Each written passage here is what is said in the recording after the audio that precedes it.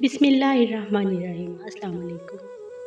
عورت اس مرد کی محبت میں پاگل ہو جاتی ہے جو مرد اس کا خزائیں خود میں پالنا اور بہاریں بانٹتے پھرنا کہاں آسان ہوتا ہے۔ یہ تجربات کتابوں میں تھوڑی لکھے تھے، بہت سال لگے اور سال بھی جوانی کے۔ دنیا کی سب سے بڑی کمزوری شرافت ہے، جس کا فائدہ اکثر کمزور لوگ اٹھاتے ہیں۔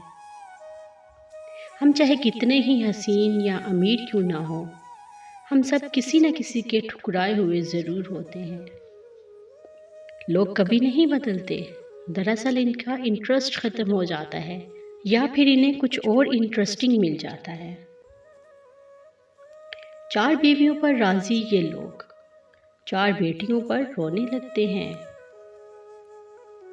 انسان اس وقت کتنا بے بس لگتا ہے جب کسی کو دیکھنے کے لیے ترس رہا ہو۔ بے وجہ خوش رہا کرو، وجہ اکثر مہنگی پڑتی ہے۔ انسان کی آدھی خوبصورتی اس کی زبان میں ہوتی ہے۔ اچھا اب ہم روئیں گے آپ کو گنوا کر، ہائے یہ خام خیالی آپ کی۔ لوگ حقیقی اذیتیں دے کر مصنوعی معافیاں مانگ لیتے ہیں۔ دلوں پر لفظ نہیں لہجے اثر کرتے ہیں۔ محبت ہی نہیں تھی وہ جو کر رہا تھا، دلاسے تھے اس کے فقط دل لگی تھی اس کی۔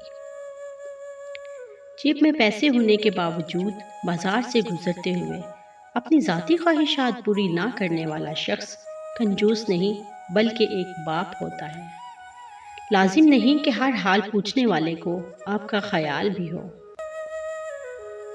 مقدر لکھنے والے کے پاس مقدر بدلنے کا بھی اختیار ہے۔ کیوں خود کو میں برباد کروں، فنا ہو کے تجھ سے ملوں، عشق کا عجیب ہے قاعدہ۔